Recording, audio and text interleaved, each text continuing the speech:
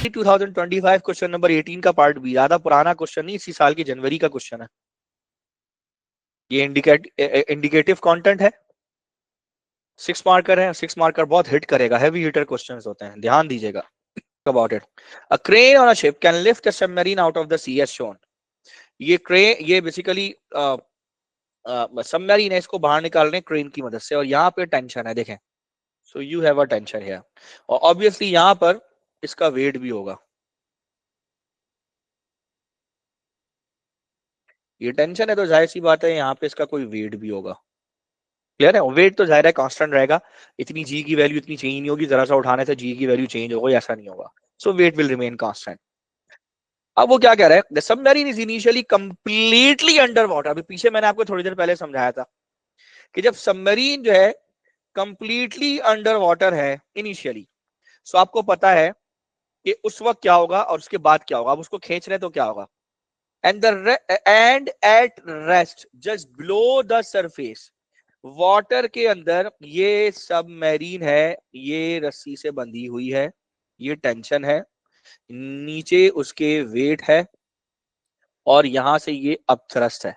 उसको यूं से लिख ले भले। और रेस्ट में, रेस्ट का मतलब तीनों फोर्सेस बैलेंस होंगी। कैसे? अपवर्ड टेंशन है, सो देखिए अपवर्ड टेंशन है, प्लस क्या है, अपथ्रस्ट है, अपथ्रस्ट है, इज इक्वल टू डाउनवर्ड क्या है, डाउनवर्ड वेट है, तो डाउनवर्ड वेट है। ये इक्वेशन बनेगी अगर वो रेस्ट में वाटर के नीचे। अब वो आहिस्ता आहिस्ता आहिस्ता आहिस्ता ऊपर आना शुरू होगी। जब वो ऊपर आना शुरू होगी, ये सबमरीन, तो मैंने आपको बताया कि ऊपर जैसे जैसे आना शुरू होगी वैसे वैसे क्या होगा, देखिए। अब अपथ्रस्ट का फॉर्मूला होता है, upthrust is equal to density of fluid into g gravitational field strength into volume. Volume immerse यानी वॉल्यूम इनसाइड वाटर, पानी के अंदर जो वॉल्यूम है, लिक्विड के अंदर, फ्लूइड के अंदर जो वॉल्यूम है, ठीक है वो। इसको मैं वॉल्यूम ऑफ ऑब्जेक्ट ओ लिखता हूं, ओ फॉर ऑब्जेक्ट, और आगे छोटा सा आई लगा देता हूं। आई मतलब इमर्ज्ड, इनसाइड, ठीक है। Oh I, volume of object emerge inside, ठीक है। तो जैसे जैसे, यानी फॉर एग्जाम्पल इधर देखिए, इधर देखिए, यहां पर ये सबमरीन अंदर है, तो इस वक्त सबमरीन का जो भी वॉल्यूम होगा वाटर के अंदर, ठीक है, ये टेंशन है, ठीक है, ये उसका वेट है, ये उस पर लगने वाली अपथरस है। इस वक्त जो इसका वॉल्यूम है ये VOI यानी वॉल्यूम ऑफ सबमरीन इमर्ज। अब जैसे जैसे आप सबमरीन को बाहर निकाल रहे हैं, अब ये देखें सबमरीन बाहर निकल रही है, ठीक है। अब जैसे जैसे सबमरीन बाहर निकल रही है तो देखो टेंशन तो अभी भी लग रही है, वेट भी इस वक्त जो है वो उस पर डाउनवर्ड ही लग रहा है। लेकिन अब अपथरस के बारे में क्या बात करें, देखो अब ये होगा क्योंकि अब सबमरीन का ये वाटर के अंदर नीचे जो हिस्सा है, ये जो वॉल्यूम इमर्ज्ड है अंदर है पानी के, ये वॉल्यूम कम हो गया। सो इस वॉल्यूम के कम होने के बजाय की वजह से इस, यानी ये जो अंदर वाला वॉल्यूम है, ये नीचे वाला जो हिस्सा है, इस V के कम होने की वजह से, यानी ये जो नीचे वाला वॉल्यूम है जिसको हम कहते हैं VOI, ये उसका डिक्रीज हो गया। तो जब ये वाला वॉल्यूम इसका डिक्रीज होगा, इसका मतलब है कि अपथरस भी डिक्रीज हो रही है। और जब अपथरस डिक्रीज होगी इस इक्वेशन में देखें तो टेंशन इंक्रीज हो जाएगी। क्यों? ताकि वो वेट को बैलेंस कर सके। यही चीज हमने सीखी अभी थोड़ी देर पहले। भाई अगर फॉर एग्जांपल समझाने के लिए कह रहा हूं, समझाने के लिए आपको बता रहा हूं, ठीक है, ठीक है। फॉर एग्जांपल देखो समझो, अगर तुम्हारी टेंशन फॉर एग्जांपल 100 न्यूटन की है, ठीक है, और अपथरस 50 है, तो वेट 150 है जब वाटर के अंदर है। अब जैसे जैसे पानी से बाहर निकल लो, ये फर्ज करो ये वाली सिचुएशन है, सो अब अपथरस चूंकि अब आधा पानी से बाहर निकल गया, वो आधा वाटर के अंदर हो, तो जो वाटर के अंदर है तो अब नीचे जो वॉल्यूम है वो वॉल्यूम कम हो गया पहले के केस से। यानी पहले क्या था कि सारा कंप्लीटली वाटर के अंदर था, तो वो वॉल्यूम ऑफ ऑब्जेक्ट इमर्स था। अब जाहिर सी बात है कि ये वॉल्यूम निकलते वक्त ये वॉल्यूम बहुत थोड़ा सा रह गया है जो वाटर के अंदर है, लिक्विड के अंदर। सो इसकी वजह से जब ये वॉल्यूम कम होगा तो अपथ्रस्ट कम हो जाएगी। सपोज करो अपथ्रस्ट 50 से कम होगी, 30 रह गई। तो सवाल है अगर ये 50 से कम होकर 30 हो गई और वेट 150 ही है, तो उसका मतलब बैलेंस कौन करेगा, तो टेंशन इंक्रीज होगी। कितनी हो जाएगी टेंशन, टेंशन इसकी हो जाएगी 120। तो टेंशन इंक्रीज होती चली जाएगी, ठीक है। एक वक्त आएगा जब ये बिल्कुल ही बाहर निकल जाएगा तो टेंशन आपकी पूरी 150 हो जाएगी, ठीक है। जब बिल्कुल ही आउट ऑफ वाटर आ जाएगा नहीं इस सिचुएशन के अंदर, तो टेंशन 150 हो जाएगी, अपथ्रस्ट 0, और ये वेट की इक्वल हो जाएगी। ये है सिचुएशन। क्लियर? इसी सिचुएशन को 6 मार्कर के अंदर हमने लिखना है। क्लियर? आइए जरा इसको लिखते हैं। समझ आ गया आप सबको? जी Yes, sir. अब वो कह रहा है the crane pulls on the cable, ठीक है, बल्कि यहां से पढ़ते हैं। The submarine initially completely underwater and at rest just below the surface. A cable from the crane is attached to the submarine so that the cable is vertical. The crane pulls on the cable. ठीक है, एक second रुकना, mic सही attach है मेरा, शुक्र है। The crane pulls on the cable. The submarine moves vertically upward at a constant speed until the whole submarine is out of the water. Clear है? Explain how the tension in the cable changes as the submarine moves from below the surface of the water to being completely out of the water. You should assume the drag force on the submarine is negligible. अच्छा किया, drag force को ignore कर दिया, वरना problem होती viscous drag force को। अच्छा किया, इग्नोर किया। चलिए अब जिंदगी आसान हो जाएगी। अब स्टार्ट करते हैं। सबसे पहले क्या होगा, ठीक है, सबसे पहले जब सबमरीन वाटर के अंदर है तो उस पर लगने वाली रिजल्टेंट फोर्स 0 है। कैसे? क्योंकि वाटर के अंदर रुकी हुई है, स्टेशनरी है, तो जितनी अपवर्ड फोर्स है उतनी ही डाउनवर्ड फोर्स है। यानी tension plus up thrust upward है और वेट डाउनवर्ड है, इन सब का रिजल्टेंट जो है वो 0 हो जाएगा। तभी अपवर्ड और डाउनवर्ड फोर्सेस बैलेंस है, इसको बैलेंस फोर्स कहते हैं। ठीक है, सो इनिशियली रिजल्टेंट फोर्स क्या है बेटा? 0 है। जब पहले तो ये वाला पॉइंट लिख दें, initially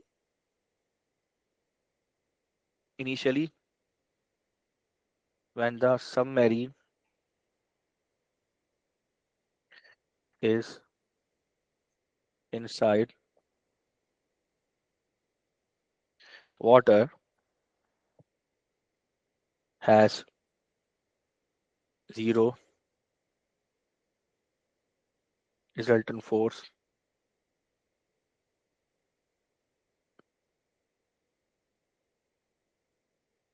okay initially when the submarine is inside the water has a 0 resultant force.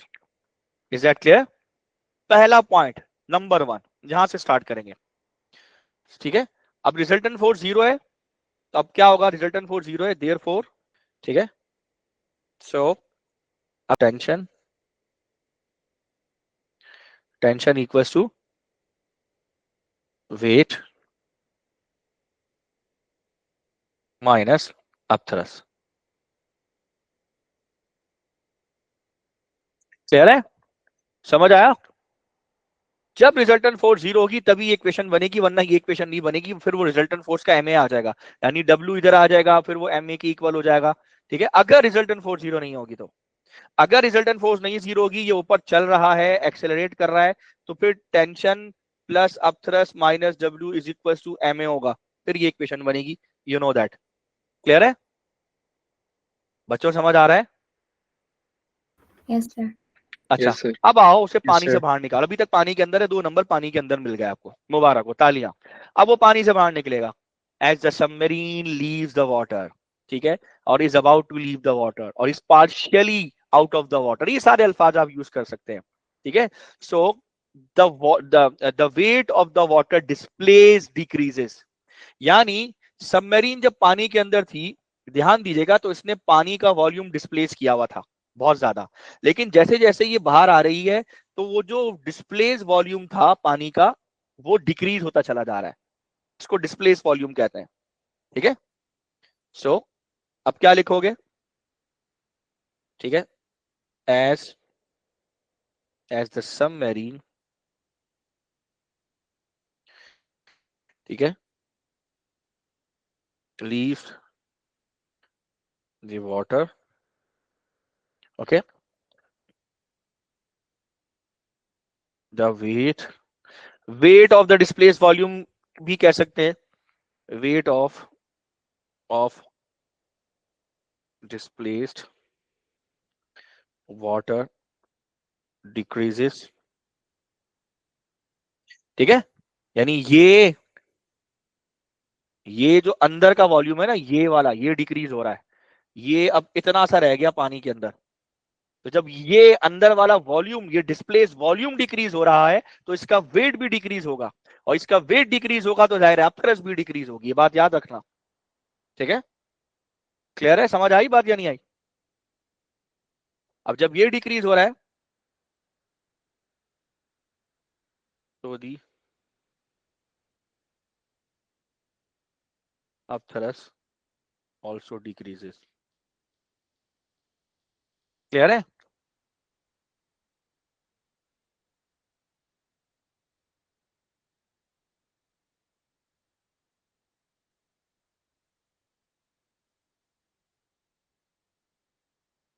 Simultaneously tension in the cable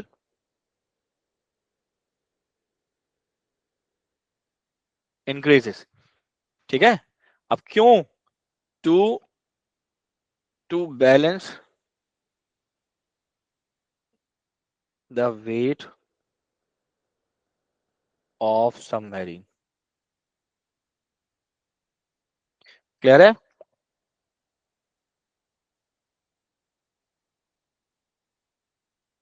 ji, last क्या होगा? अब जैसे ही वो सबमरीन बाहर आ जाएगी तो उसके बाद टेंशन किसकी इक्वल हो जाएगा? वेट के। व्हेन द सबमरीन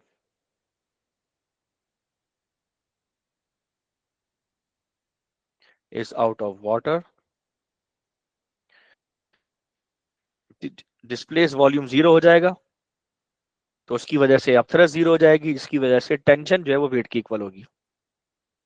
ठीक है, weight of displaced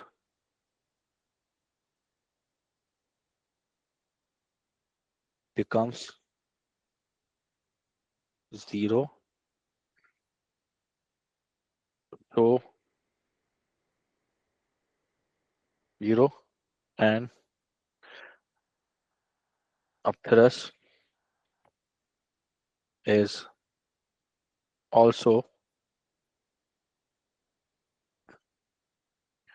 zero. Therefore, tension becomes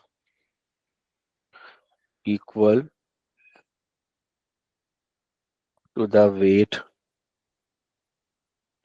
of submarine. Clear है? 6 marker, 6 marks.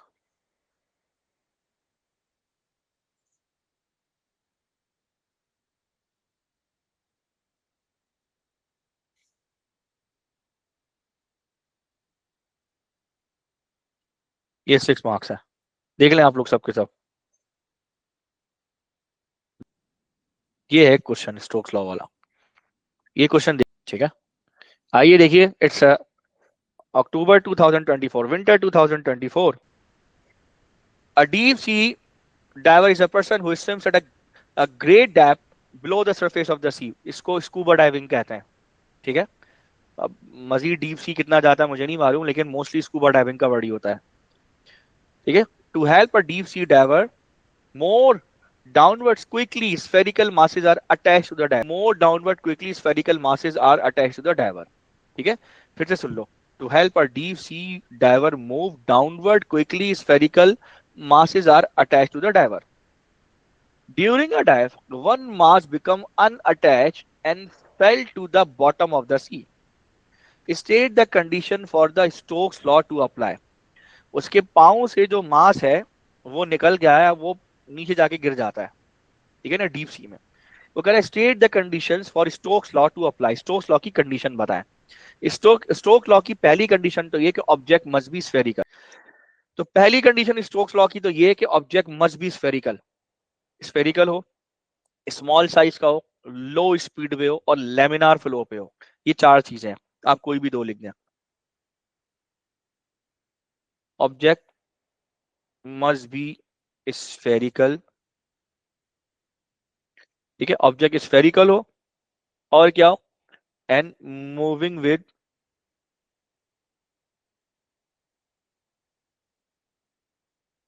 ठीक है, ऑब्जेक्ट स्फेरिकल हो and moving with lower constant velocity या लोअर टर्मिनल वेलोसिटी भी कह सकते हैं। क्लियर है? तो लोअर कांस्टेंट वेलोसिटी पे ऑब्जेक्ट मूव कर रहा हो, आप लेमिनार फ्लो के बारे में भी लिख सकते हैं, ऑब्जेक्ट फ्लोस का टर्बुलेंट ना हो, इस तरह की बातें भी कर सकते हैं।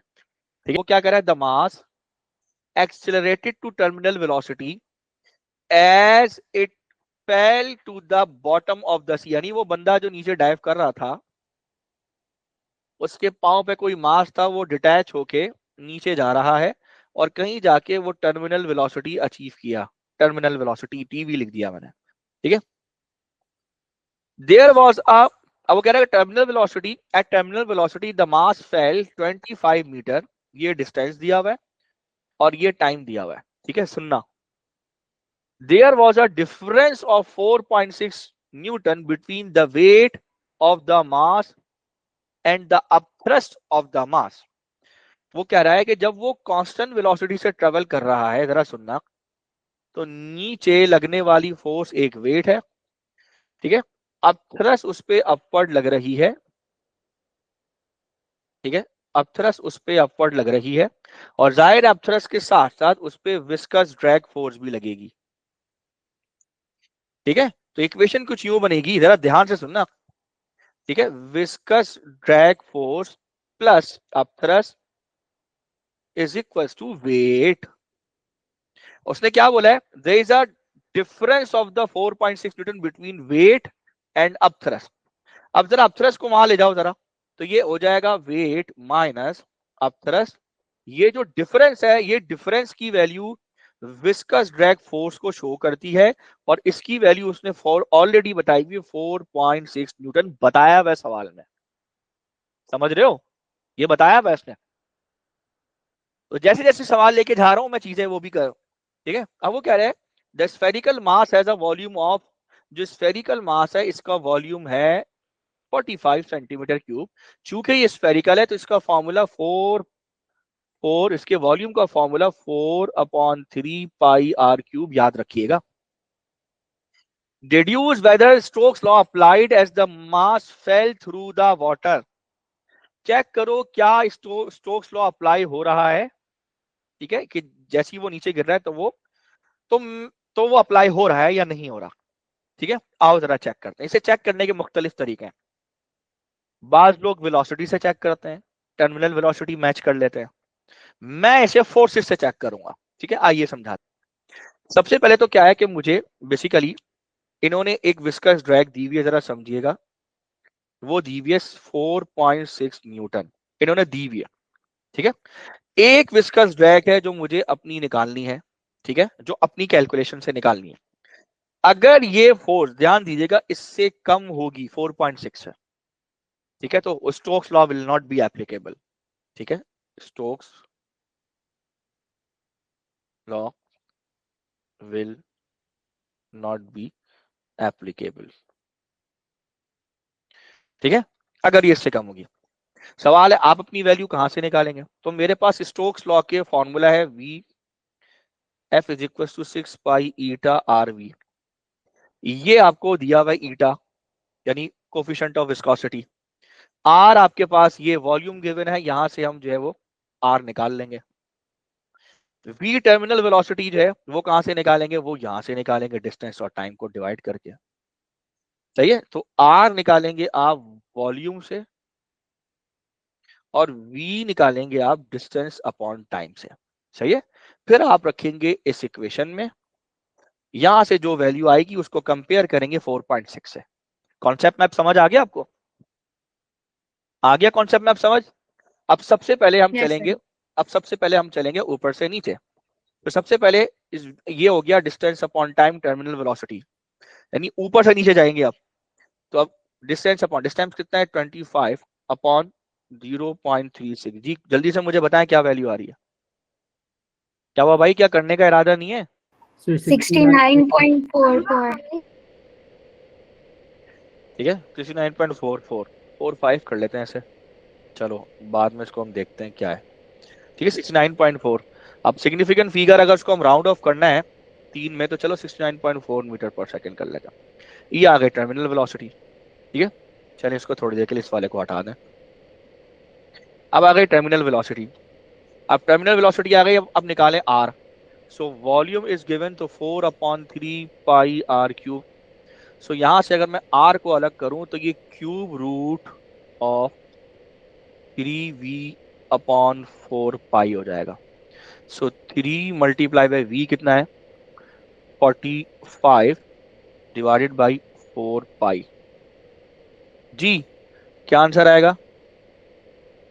सो ये हो जाएगा 3.28 हो जाएगा सेंटीमीटर। ठीक है, उसको मीटर में कन्वर्ट करके लिख देते हैं हम। ठीक है, आर भी आ गया। अब निकालो विस्कस ड्रैग फोर्स। तो ये हो जाएगा 6 पाई, ईटा कितना है? 1.2 into 10⁻³ pascal seconds, multiply by r हो जाएगा 3.28 इंटू 10⁻⁻²मीटर, मल्टीप्लाई बाई वी कितना है? 69.4। जी अब मुझे बताएं विस्कस ड्रैग फोर्स की। समझा समझा के थक गया हूं, वही हाल है आप लोगों का। 0.0514। ठीक है, तो 0.051 कर लें इसको। ठीक है, क्लियर है? चेक कर लें कोई गलती तो नहीं हुई है। 2 अरे वो मैंने स्क्वायर रूट में रख दिया ना, देखो यार। हाँ 2.2 आ रहा है, सही। तो ये आएगा 2 पॉइंट कितना आएगा? 21 सेंटीमीटर। सो 2.21 सेंटीमीटर बन रहा है। तो यहाँ पर 2.21 ही रखेंगे हम। ठीक है, वो मैंने क्यूब रूट की जगह स्क्वायर रूट ले लिया था एनीवेज। 2.21 - 2। ठीक है भाई, तो ये आ रहा है सॉल्व करने पे 0.03469, 4629 ना, तो 0.03469 का मतलब इसको 47 कर देते हैं राउंड ऑफ करके। ठीक है, 6 है ना, तो 47 कर देते हैं। ये आ रही है हमारी वैल्यू। अब इसे कंपैरिजन करो इसका, जो तुम्हारी आ रही है। तो ये वाली और जो गिवन थी उसको जरा देखो। तो वो आ रही है 4.6 न्यूटन, और यहाँ पर कितना है? 0.0347। ठीक है, तो भाई जाहिर सी बात है, ये तो Stokes law will not be applicable.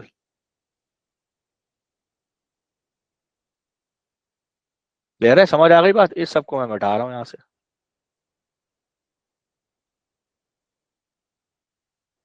जी अगले पार्ट में वो क्या कह रहा है? The graph shows how the vertical velocity v of the diver varied during a dive. The diver was at the surface of the sea at 0 second. Explain how the graph could be used to show the diver reach the surface of the sea again at 82 second. हाँ भाई, कैसे पता चलेगा? Again वो zero वो 82 second पे जो surface पे पहुंच गया, कैसे पता चलेगी आपको ये बात? देखिए भाई, सबसे समझिए, वेलोसिटी टाइम ग्राफ है, और वेलोसिटी टाइम ग्राफ के अंदर इट इज वेरी इंपॉर्टेंट कि इस ग्राफ का जो एरिया होता है ना, एरिया वो आपको डिस्प्लेसमेंट देता है। ध्यान दीजिएगा, जितना डिस्प्लेसमेंट पहले उसने ये पानी के अंदर कवर किया, अगर मैं इसका एरिया निकालूं, और जितना डिस्प्लेसमेंट उसने पानी के ऊपर कवर किया, इसका एरिया निकालूं। ठीक है, ये अगर ये दोनों एरिया सेम आ जाएंगे, इक्वल एंड अपोजिट है, क्योंकि तो ये इसका मतलब ये पॉजिटिव डिस्प्लेसमेंट, ये नेगेटिव डिस्प्लेसमेंट। इसको समझिए कि ये पानी के अंदर है, ये समझिए ये पानी के ऊपर है, तो ये दोनों एक दूसरे को कैंसिल करेंगे, रिजल्टेंट जीरो, तो दोबारा वो अपनी पोजीशन पे आ जाएगा, किसके ऊपर? सरफेस पे आ जाएगा। Is that clear? समझे नहीं समझे? तो ये वाली सिचुएशन है, बस यही लिखना है आपने। एरियाज के बारे में इन्फॉर्म करना है, तो क्या लिखेंगे? भाई समझ आ रहा है नहीं आ रहा? कुछ तो जवाब दो। लग रहा है मुझे Yes, sir. जी सर। कब्रिस्तान में बैठ के मुर्दों को पढ़ा रहा हूं मैं। So the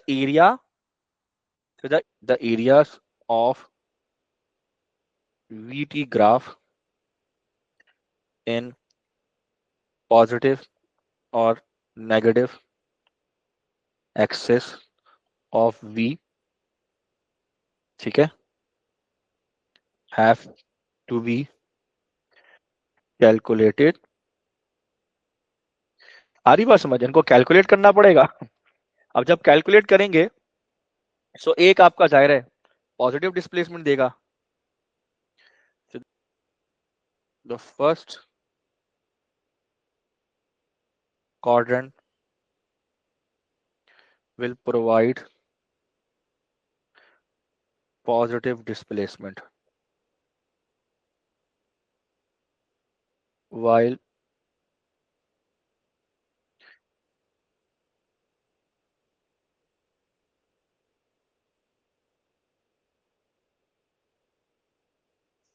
will negative displacement. So the resultant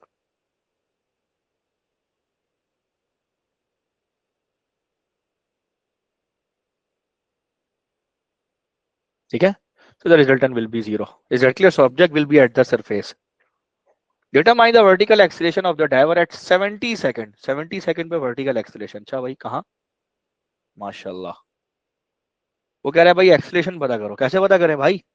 क्या निकालना पड़ेगा बच्चों? टेंजेंट ड्रॉ करना पड़ेगा. So you need to draw the tangent.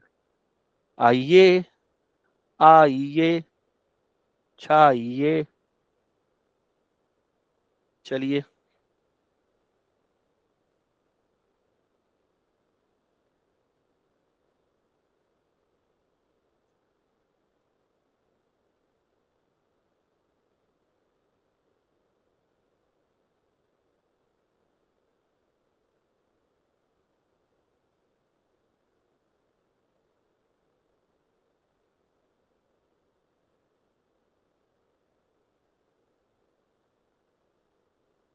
ठीक है. समझ आई या गुजर गए ऊपर से भाई? अब इस पे कोई भी दो पॉइंट ले लो इस टेंजेंट के ऊपर. ये पॉइंट है. ठीक है. थोड़ा सा इसको ऊपर कर लो भाई.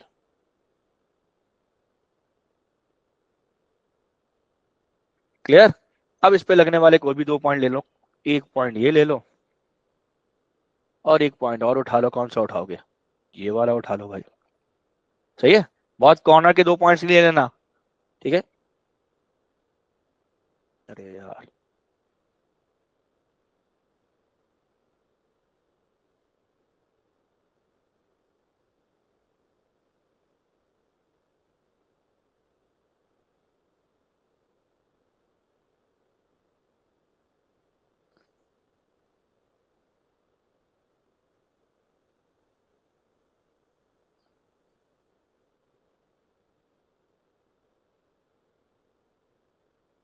ठीक है भाई.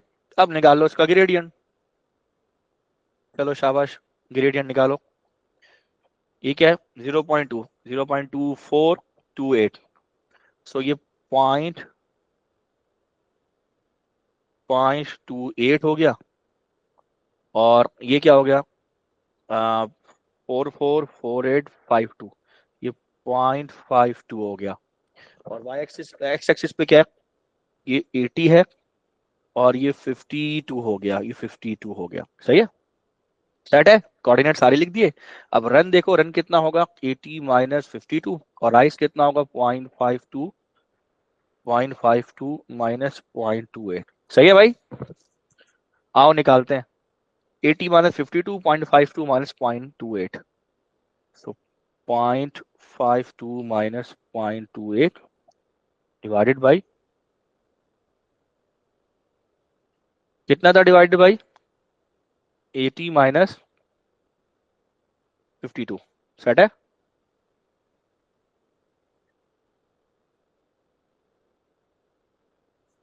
जी कोई मुझे जरा कैलकुलेट करके बताए. अच्छा कुछ और भी तो नहीं है वाई एक्सिस पे? नहीं, सिर्फ यही है. Divided by 80 minus 52. तो ये आ रहा है 0.00857 मीटर पर सेकेंड स्क्वायर.